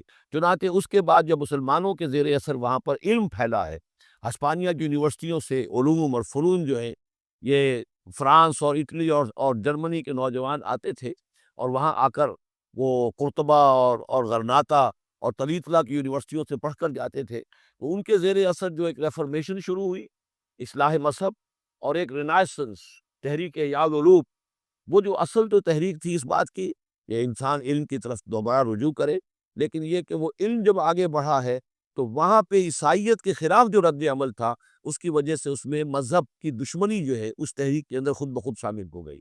تو مذہب سے بیزاری، روحانیت کا انکار، آخرت سے بالکل بے پرواہی اور اس کا بھی انکار، اور خدا ہے یا نہیں ہے اس سے کوئی سروکار نہیں، یہ جو اس تہذیب کے اصل میں اثرات بنے ہیں سارے، یہ اسی غلطیوں کا یہ اثرات ہیں، نتائج ہیں کہ جو عیسائی مذہب کے اندر جو یہ تحریفات کر کے جو غلطیاں کی گئی ہیں، اس کو یہاں کہا گیا ہے کہ ان لوگوں نے کہ جنہوں نے یہ عقیدہ ایجاد کیا، ما لہم بہ من علم، ان کے پاس اس کے لیے کوئی علمی سند نہیں ہے، ولا لآبائہم، نہ ان کے آباء و اجداد کے پاس کوئی سند تھی، کبرت کلمۃ تخرج من افواہہم، بہت بڑی بات ہے جو ان کے منہ سے نکل رہی ہے، بہت بڑی گستاخی ہے جو یہ اللہ تعالیٰ کی شان میں کر رہے ہیں، ان یقولون الا کذبا، یہ نہیں کہہ رہے مگر جھوٹ، سراسر سیدھا سفید جھوٹ بول رہے ہیں، فلعلک باخع نفسک علی آثارہم، تو اے نبی شاید کہ آپ اپنے آپ کو ہلاک کر لیں گے ان کے جو اثرات پڑنے والے ہیں، عیسائیت کے اس غلط عقیدے کے جو نتائج برآمد ہوئے ہیں، جب یہ نتائج ظاہر ہوں گے تو وہ اتنے سنگین ہوں گے، فلعلک باخع نفسک، کہ ان کے احساس سے اور ان کے ادراک سے شاید کہ آپ اپنے صدمے سے اپنے آپ کو ہلاک کر لیں۔ ان لم یؤمنوا بہذا الحدیث اسفا، اگر یہ لوگ اس حدیث پر، اس قرآن پر، یہ بات جو بتائی جا رہی ہے اس پر ایمان نہ لائے، اس پر ایمان نہ لائے، اپنے اس غلط عقیدے پر قائم رہے، اس غلط مذہب کو انہوں نے برقرار رکھا، تو اس کا جو رد عمل ہوگا نوع انسانی پر، اور اس سے تاریخ انسانی اور انسانی ثقافت جس غلط رخ پر پڑے گی، جو دجالیت کا فتنہ اسے جنم لے گا، ان تمام چیزوں کے اثرات سے شاید آپ کو اتنا صدمہ ہو کہ فَلَعَلَّكَ بَاخِعٌ نَفْسَكَ عَلَىٰ آثَارِهِمْ إِن لَّمْ يُؤْمِنُوا بِهَٰذَا الْحَدِيثِ أَسَفًا إِنَّا جَعَلْنَا مَا عَلَى الْأَرْضِ زِينَةً لَّهَا، ہم نے زمین کے اوپر جو کچھ ہے اسے اس کا گہنا بنا دیا ہے، بناؤ سنگھار بنا دیا ہے، زینت بنا دیا ہے۔ یہ آپ نوٹ کر لیجئے، لفظ زینت اور زمین میں اس کی زیبائش اور آرائش، یہ اس سورہ مبارکہ کا عمود ہے۔ یعنی اس کو اتنا کھبا دیا ہے نگاہوں میں اللہ نے کہ آخرت سے خود بخود انسان غافل ہو جاتا، یہ پردہ پڑ گیا ہے۔ چمک دمک ہے، یہ کاریں ہیں، یہ بلڈنگیں ہیں، یہ کوٹھیاں ہیں، یہ عالیشان عمارتیں ہیں، یہ کیا کچھ اس کی جو یوں سمجھیے پومپ اینڈ شو جو ہے اس وقت دنیا کا، اور ظاہر بات ہے امریکہ میں جا کر دیکھیے تو جو کچھ یہاں دیکھ رہے ہیں اس سے 10 گنا، 100 گنا، 1000 گنا آپ کو نظر آئے گا، عقلیں دنگ ہو جاتی ہیں۔ نتیجہ کیا نکلتا ہے کہ انسان یہ سمجھتا ہے کہ اصل شے یہی مادہ ہی ہے، اصل ہدایت پہ یہی لوگ ہیں، یہی لوگ ہیں صحیح معنی میں کہ جنہوں نے واقعتاً علم حاصل کیا ہے، لہذا ان کی غلط تہذیب، ان کا غلط تمدن، ان کے تمام غلط ثقافت کے معاملات کے بھی ہم اسی طریقے سے پیروی کر رہے ہیں۔ یہ سارا مسئلہ جو ہے وہ اس لیے ہے کہ یہ چمک دمک دنیا کی جو زیبائش اور آرائش، اس سے ہم متاثر ہیں۔ انا جعلنا ما علی الارض زینۃ اللہ، جو کچھ زمین کے اوپر ہے اسے ہم نے اس کے لیے بناؤ سنگھار بنا دیا ہے، لنبلوہم، تاکہ ہم آزمائیں ان کو، ایہم احسن عملا، کون ہے ان میں سے اچھے عمل کرنے والا۔ یعنی اب یوں دیکھیے وہ شعر جو ایک ہے، اگرچہ ذرا تھوڑا سا شان باری تعالیٰ کے اعتبار سے تو شاید اتنا مناسب نہ ہو، لیکن یہ کہ مفہوم کو ادا کرتا ہے کہ رخ روشن کے آگے شمع رکھ کر وہ یہ کہتے ہیں، ادھر آتا ہے دیکھے یا ادھر پروانہ جاتا ہے۔ ایک طرف ذات باری تعالیٰ ہے اور ایک طرف یہ دنیا ہے، اس کی چمک دمک۔ اب یہ پروانہ جو ہے یہ انسان، اس کا امتحان، آیا یہ اللہ اور آخرت کی طرف جا رہا ہے یا دنیا کی طرف اور دنیا کی زیبائش اور آرائش کی طرف جا رہا ہے۔ جو زیبائش اور آرائش کی طرف چلا گیا وہ گیا، وہ تباہ و برباد ہو گیا، فقط خسر خسران مبین۔ اور جس نے اس دنیا کی زیبائش اور آرائش اس سے منہ موڑ کر وہ جو حقیقت، جو اصل حسن ازلی ہے اللہ تعالیٰ کا، اور اس کا جو جلال اور کمال ہے، اور جو آخرت کی نعمتیں ہیں ان کو اختیار کر لیا، وہ کامیاب ہو۔ تو امتحان اتنا ہی ہے کہ رخ روشن کے آگے شمع رکھ کر وہ یہ کہتے ہیں ادھر جاتا ہے دیکھے یا ادھر پروانہ آتا ہے۔ وَإِنَّا لَجَاعِلُونَ مَا عَلَيْهَا صَعِيدًا جُرُزًا، اور یہ کہ جو کچھ بھی اس پر ہے ہم ایک وقت آئے گا کہ اس کو بنا کر رکھ دیں گے جیسے کہ میدان جس میں سے کہ فصل کاٹ دی گئی ہو۔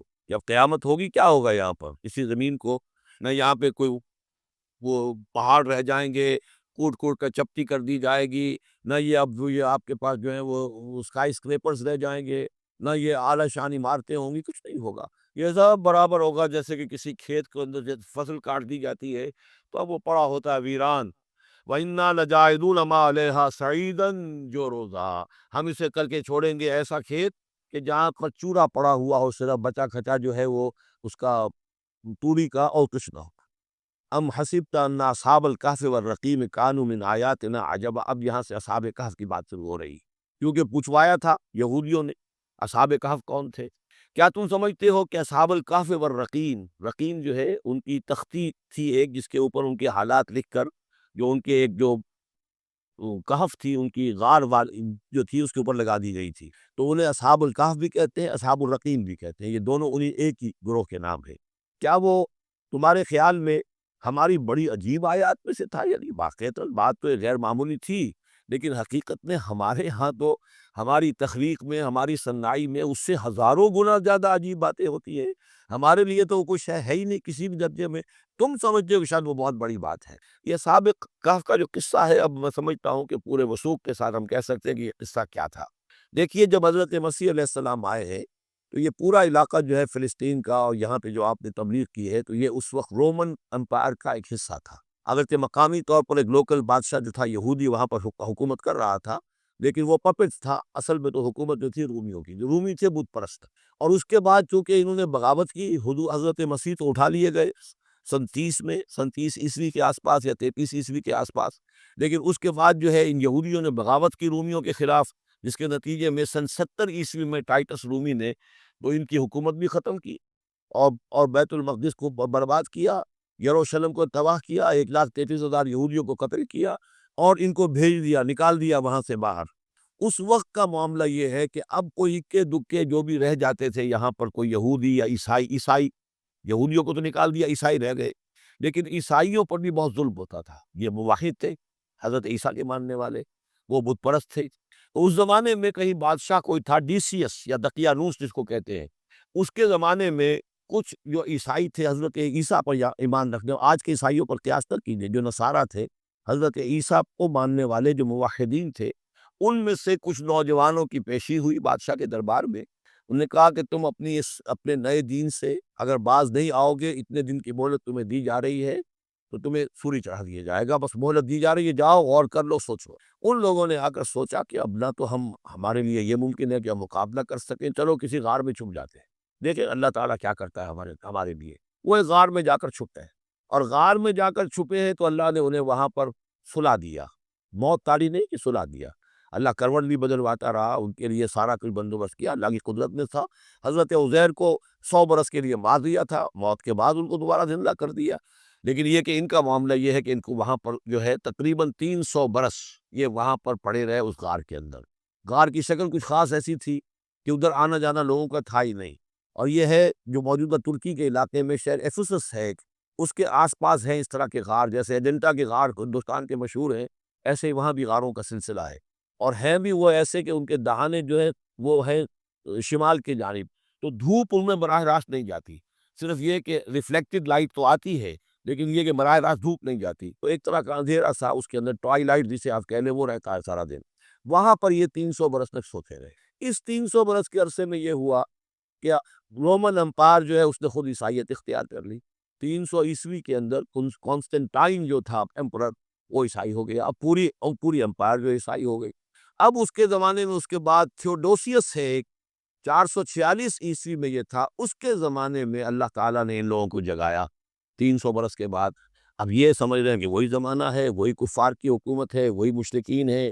اب انہوں نے ڈرتے ڈرتے اپنے کسی ایک آدمی سے کہا بھائی جاؤ یہ لے کے سکہ لے کر جاؤ چاندی کا، اور کچھ نہ کچھ کھانے پینے کے لیے لے کر آؤ، دیکھنا لیکن اس طرح ہو کہ ہمارا پتہ نہ چل جائے کہ ہم یہاں چھپے ہوئے ہیں۔ وہاں جو گئے انہوں نے وہ سکہ جو پیش کیا اور کہا یہ سکہ تمہارے پاس کہاں سے آیا؟ یہ تو بہت پرانا سکہ ہے، تو 400 سال پرانا، 300 سال پرانا سکہ کہاں سے لے آئے تمہیں کوئی خزانہ ملا؟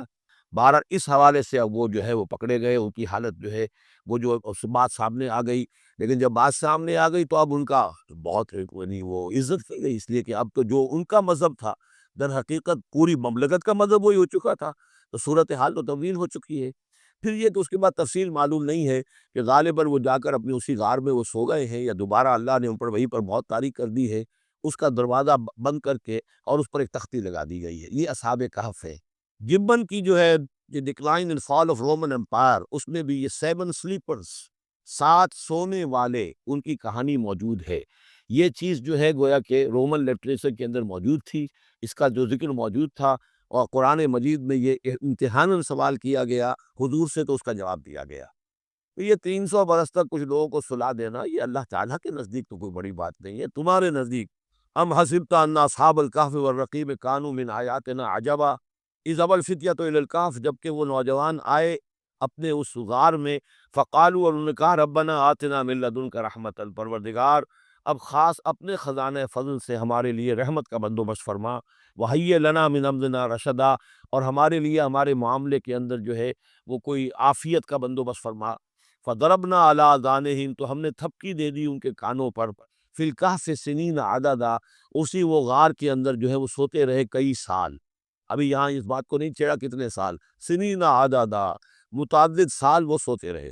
ثم بعثناہم، پھر ہم نے انہیں اٹھایا، لنعلم ای الحزبین احصیٰ لما لبثوا امدا، تاکہ ہم دیکھیں کہ 2 گروہوں میں سے کس کو صحیح معلوم ہے کہ کتنے عرصے وہ وہاں رہے تھے۔ اس کا ذکر آگے آ جائے گا 2 گروہوں سے مراد کیا ہے۔ اور تیسری اہم ترین آیات کیا ہے؟ آیات قرآنیہ۔ ان تینوں میں گہرا ربط ہے، آیات آفاقی، آیات انفسی، آیات قرآنی۔ ان میں تدبر کے ذریعے، غور و فکر کے ذریعے انسان ایمان حاصل کرے، یہ ٹاپ کا ایمان، یہ انٹلیکچوئلز کا ایمان، یہ صدیقین کا ایمان۔ نمبر دو، ایک ایمان ہے عوام کے لیے، اس کے دو راستے۔ نمبر ایک، صاحب یقین کی صحبت، جس کے اندر یہ ایمان پیدا ہو چکا ہو، آپ اس کے قریب رہیے۔ اگر بھٹی کے سامنے بیٹھیں گے حرارت پہنچے گی، اگر آپ برف کی سل کے قریب ہوں گے ٹھنڈ پہنچے گی۔ صاحب ایمان کی صحبت اختیار کریں گے، ایمان سراج کریں گے۔ یہ ہے عوام کے لیے صحبت، کونوا مع الصادقین، ان کی صحبت اختیار۔ تیسرا ذریعہ ہے جو ہمارے لیے خاص طور پر جو مسلمان پیدا ہوئے ہیں۔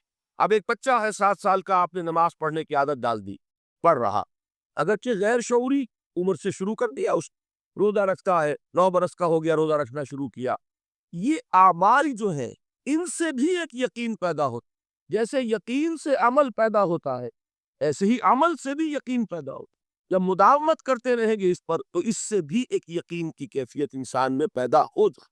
سورہ حجرات میں جو بحث آئی ہے اس کے آخر میں یہی ہے کہ اے نبی، یہ بدو جو دعوے دار ہے ایمان کے، یہ آپ پر احسان در رہے، یمنون علیک ان اسلموا قل لا تمنوا علی اسلامکم بل اللہ یمن علیکم ان ہداکم للایمان ان کنتم صادقین۔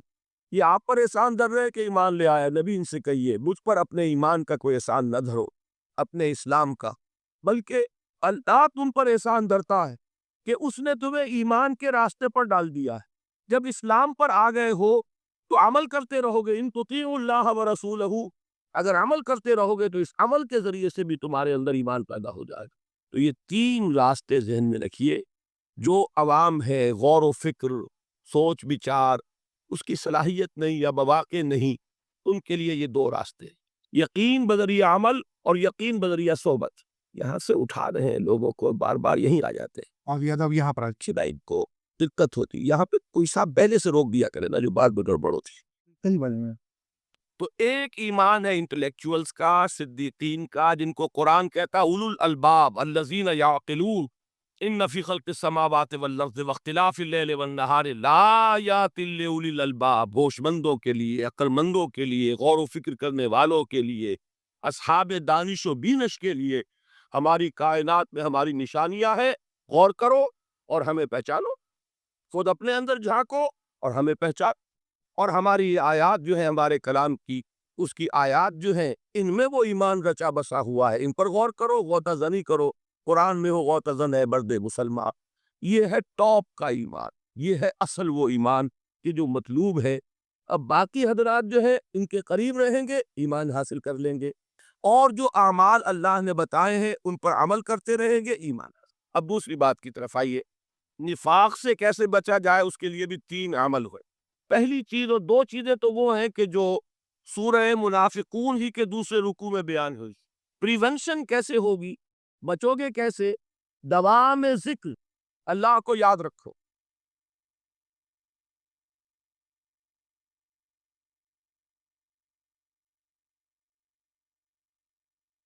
یا ایھا الذین آمنوا لا تلہکم اموالکم ولا اولادکم عن ذکر اللہ ومن یفعل ذلک فاولئک هم الخاسرون۔ دل کو غفلت میں مت آنے دو، دل غافل ہوگا شیطان کا ڈیرا بن جائے گا۔ وہ دوام ذکر میں، البتہ یہ ذہن میں رکھیے کہ دوام ذکر کا ذریعہ کیا ہے، اس میں مغالتے ہیں لوگوں کو۔ جو سب سے بڑا ذکر ہے اس کو بھولے ہوئے ہیں، اور جو تیسرے چوتھے نمبر کا ذکر ہے اس کو سمجھ بیٹھے ہیں کہ بس یہی ذکر ہے۔ سب سے بڑا ذکر، مجسم ذکر قرآن میں، الذکر انا نحن نزلنا الذکر وانا له لحافظون۔ وہ الذکر کون سا ہے؟ قرآن۔ اسی کو فرمایا، میں نے وہ آیت سنائی تھی کہ لوگ تنزیہ کہتے تھے، یا ایھا الذی نزل علیہ الذکر انک لمجنون۔ حضور سے مخاطب ہوا کہتے ہیں فلاں جس کے اوپر کے اس کے خیال کے مطابق ذکر نازل ہوا ہے، ہم تو تمہیں پاگل سمجھتے ہیں۔ وہاں بھی لفظ کیا ہے؟ الذکر۔ تو معلوم کیا ہوا؟ انا انزلنا الیک الذکر لتبین للناس ما نزل الیہم، یہ الذکر ہے۔ تو اس سے بڑا ذکر کوئی نہیں۔ تلاوت قرآن، تدبر قرآن، غور و فکر قرآن کا، قرآن کو یاد کرنا۔ اس پر میرا کتاب چاہے مسلمانوں پر قرآن مجید کے حقوق، اب تو یہاں شاید کوئی کتاب موجود نہیں رہی ہے، اور اگر آپ کو ضرورت ہوتی ہے پاکستان سے منگا لیتے ہیں ہر شے، پڑھیے انشاءاللہ آ جائے گی چیز۔ نمبر 2 ذکر کیا ہے؟ اقیم الصلاۃ لذکری، نماز کو قائم کرو میری یاد کے لیے۔ یہ ذریعہ ذکر میں وہ تو ہے ہی مجسم ذکر، اور یہ ذریعہ ذکر میں سب سے اہم ہے. یہ عملی ذکر بھی ہو رہا ہے اور قولی بھی ہو رہا ہے. سورہ فاتحہ پڑھی آپ نے، قرآن شریف کچھ آیات پڑھی، پھر رکوع کیا. یہ رکوع جو ہے یہ آپ کا عملی ذکر ہے کہ آپ نے اپنے وجود سے اللہ کی عظمت کو تسلیم کیا. پھر آپ سجدے میں گرے، یہ آپ کا عملی ذکر ہے کہ اپنے وجود سے آپ نے اللہ کی عظمت کو اور تسلیم. تیسری چیز ہے مسنون دعائیں اور مسنون اذکار جو حضور سے ثابت. ہمارے ہاں کیا ہو گیا، مجھے فلاں بزرگ نے یہ چیز بتائی ہے، وہ تو پڑھتے چلے جا رہے ہیں. نہ قرآن سے دلچسپی، نہ اذکار مسنونہ سے دلچسپی، ادعیہ معصورہ. آپ غور کریں گے کہ زندگی کے ہر عمل کے لیے حضور کی دعا موجود ہے. صبح اٹھے دعا ہے، آنکھ کھلتے ہی بیت الخلاء میں داخل ہونے لگے دعا ہے، نکلے دعا ہے، وضو کرنے بیٹھے دعا ہے، فارغ ہوئے دعا ہے، مسجد کے لیے گھر سے نکلے دعا ہے، مسجد میں داخل ہوئے دعا ہے. مسجد میں تو ہے ہی ذکر، نماز ہے، تلاوت ہے، باہر نکلے دعا ہے، گھر میں داخل ہونے لگے پھر دعا ہے، سواری پر سوار ہو رہے ہیں دعا ہے، اتر رہے ہیں دعا ہے، شیشہ دیکھ رہے ہیں دعا ہے، کپڑے پہن رہے ہیں دعا. زندگی کا کوئی عمل نہیں یہاں تک کہ جو تعلق زر و شو ہے، جس کو کہ خالص حیوانی بات سمجھا جائے گا، اس کے لیے بھی دعا ہے. غفلت میں وہ کام بھی نہیں کرتا. سمجھ رہے ہیں آپ؟ اب آپ غور کیجئے، اس میں کوئی اضافی وقت نہیں لگا، کوئی اضافی پوسچر اختیار نہیں کیا، اپنے یوں بیٹھو، اس طرح بیٹھو، یوں کرو، کوئی آپ کا وقت اضافی نہیں لگا. جو کام کر رہے ہیں اور آپ اللہ کو یاد کر رہے ہیں، اور وہ اللہ کی یاد اس کام کی مناسبت سے ہے. ان ادعیہ معصورہ سے دو تعلق جڑ گئے انسان کے. دعا کس سے کر رہے ہیں؟ اللہ سے. جڑا کہ نہیں؟ اور یہ الفاظ کس کے ہیں؟ محمد رسول اللہ کے. تو آپ کے دو تعلق جڑ گئے. آپ اپنی جی سے گھڑ کر دعا مانگیں گے تو پہلا تعلق ہو جائے گا، دوسرا نہیں ہوگا. بہتر سے بہتر دعا مانگ لیں آپ. لیکن حضور سے جو معصور اور مسنون الفاظ جب آپ زبان سے نکالتے ہیں تو آپ کا تعلق اللہ سے بھی ہوا بذریعہ دعا، اور وہ الفاظ کیونکہ حضور کے ہیں صلی اللہ علیہ وسلم تو حضور کے ساتھ ہوا. یہ تیسرا طریقہ. چوتھے درجے میں مانتا ہوں کہ ایک ہوتی ہے خاص کسی شخص کے امراض کی تشخیص کرنے کے بعد تجویز. کوئی اگر طبیب ہے، ماہر طبیب روحانی، وہ آپ کو دیکھے گا تو اندازہ لگائے گا کہ آپ میں کیا کمی ہے، اس کے مطابق آپ کو ذکر بتائے گا. بھئی فلاں آیت کا مراقبہ کیا کرو. کسی میں بزدلی ہوتی ہے، کسی میں مال کی محبت زیادہ ہوتی ہے، کسی میں توکل کی کمی ہے، کسی میں شہرت کی خواہش ہے، نمایاں ہونے کا جذبہ ہے، کسی میں تکبر ہے. سب کا ایک سا برس تو نہیں ہوتا. تو یہ در حقیقت اندھے کی لاٹھی سے نہیں چلنے والی بات. یہ تو ماہر کا کام ہے کہ وہ تجویز کرے کہ تمہارے لیے خاص طور پر ذکر ہے.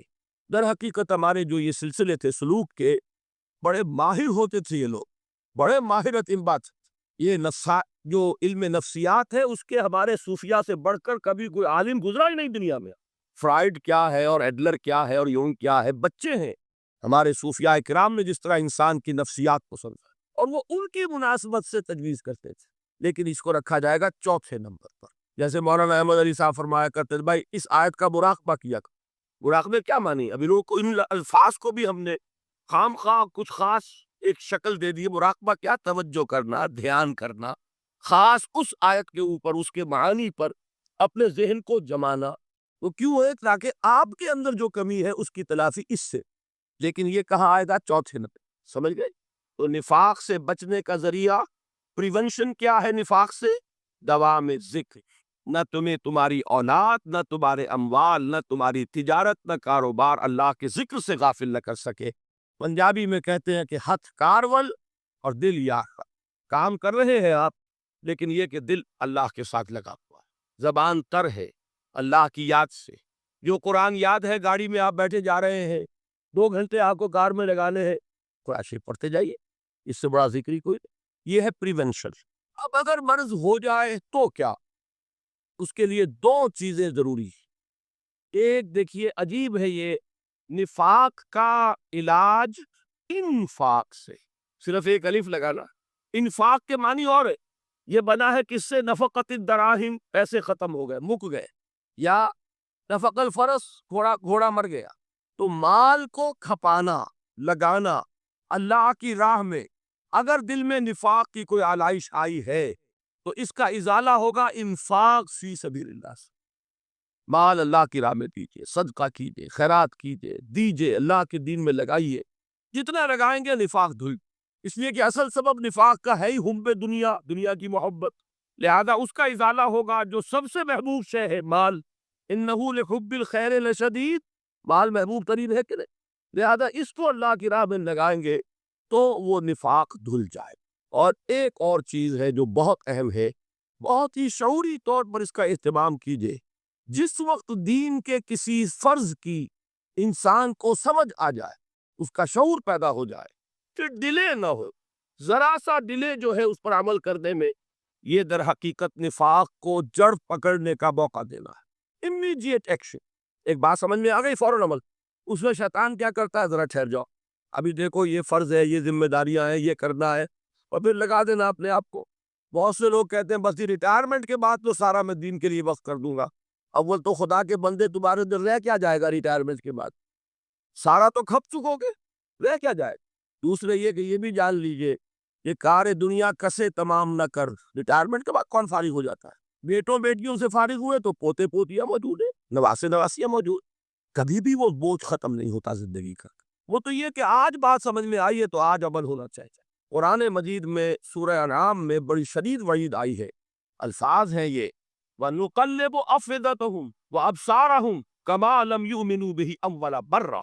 انسان پر ایک حقیقت کا انکشاف ہوا کہ یہ بات حق ہے، فوراً تسلیم کرے، کسی مصلحت کی وجہ سے، کسی بزدلی کی وجہ سے، کسی لالچ کی وجہ سے، کسی اپنی سیادت یا قیادت کی وجہ سے کیسے مان لوں؟ لوگ کہیں گے کہ یہ نیچے ہو گیا، وہ اونچا ہو گیا، جس کی بات اسی وجہ سے رک گئے، تو اللہ تعالیٰ اندر سے وہ جو استعداد ہے حق کو پہچاننے کی وہ سلب کر لیتے۔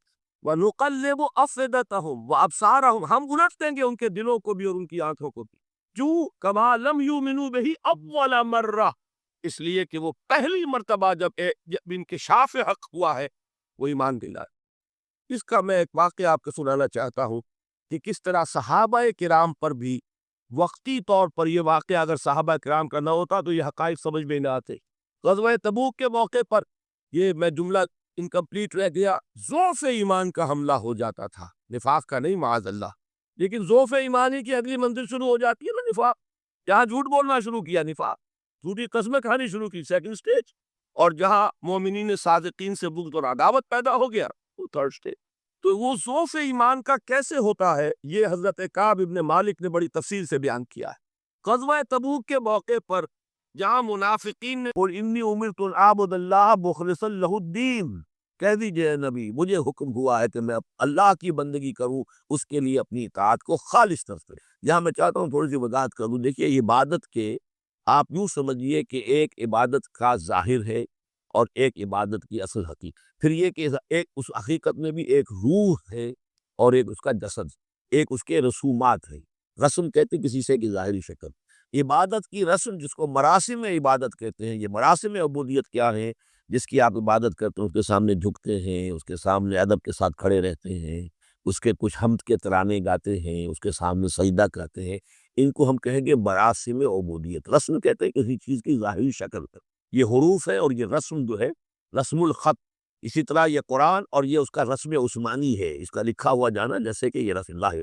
تو ایک تو یہ چیزیں ہیں عبادت جسے دنیا میں سمجھا جاتا ہے عبادت، یہ مراسم عبودیت۔ اصل عبادت جو ہے اس کا بھی ایک جسد ہے اور ایک روح ہے۔ جسد کیا ہے؟ اطاعت، جس کی عبادت ہے کلی اطاعت، ہم عقل اطاعت، ہم وقت اطاعت۔ غلامی، عبد کے معنی ہے غلام، چنانچہ یہ دو دفعہ ہم پڑھ چکے ہیں کہ فرعون نے کہا تھا بنی اسرائیل کے بارے میں قومہما لنا عابدون، یہ جو ہارون اور موسیٰ کی قوم ہے وہ تو ہماری غلام قوم، اور ظاہر بات ہے وہ پرستش نہیں کرتے تھے، وہ قبطیوں کو پوجتے نہیں تھے، وہ ان کی نماز نہیں پڑھتے تھے، وہ ان کو سجدہ نہیں کرتے تھے معاذ اللہ، لیکن غلامی جو ہے اصل شے، اطاعت، یہ تو اصل جسم ہے، اصل عبادت کا جو ہے جسم جسد جو ہے وہ ہے اطاعت۔ لیکن جو چیز اس اطاعت کو غلامی سے آگے بڑھ کر عبادت بنا دیتی ہے وہ اس کی روح ہے، روح محبت، جس ہستی کی اطاعت محبت کے ساتھ کی جائے گی وہ عبادت، ایک جبرن اطاعت کر کی جا رہی ہے۔ اب جیسے کہ انگریز کی ہم اطاعت کرنے پر مجبور تھے، ہم اطاعت کر رہے تھے، عبادت نہیں کر رہے تھے، لیکن اطاعت کر رہے تھے، لیکن کسی کی محبت کے جذبے سے سرشار ہو کر اطاعت کی جائے گی تو وہ عبادت بنے۔ تو اللہ کی عبادت کے لیے جو بھی ڈیفینیشن اس کی امام ابن تیمیہ اور حافظ ابن قیم استاد اور شاگرد دونوں کی ہے وہ یہ ہے کہ اس کے دو اجزاء ہیں۔ العبادت کو تجمع اصلین، غایت الحب مع غایت الذل والخضوع، کہ دو چیزوں کو جمع کرنے سے اللہ کی عبادت جو ہے وجود میں آتی ہے، حد درجے کی محبت اللہ کے ساتھ، اور حد درجے میں اللہ کے سامنے اپنے آپ کو بچھا دینا، مطیع اور منقاد ہونا۔ اچھا یہ تو ہے اصل عبادت، لیکن اس کے لیے جو رسم ہے وہ کیا ہے؟ کبھی کبھی کھڑے ہو کر کبھی سلیوٹ کر لینا ہے، کبھی ہاتھ جوڑ دینا ہے۔ اب ہندوؤں کے یہاں ہاتھ جوڑنا ہے، یہ ان کے یہاں کی رسم ہے۔ قنوت ہے، ہمارے یہاں قنوت ہے، ادب کے ساتھ کھڑے ہونا، کہیں جھک جانا، رکوع کرنا، کہیں سجدہ کرنا، حمد کے ترانے جو ہے پڑھ رہے ہیں، تسبیح کر رہے ہیں، یہ اس کے مراسم عبودیت ہے۔ عبادت اصل کیا ہے؟ اطاعت کلی، اللہ کی محبت سے سرشار۔ تو اس صورت کا جو عمود ہے وہ یہ ہے کہ اللہ کی عبادت کرو، اس کے لیے اپنی اطاعت کو خالص کرو۔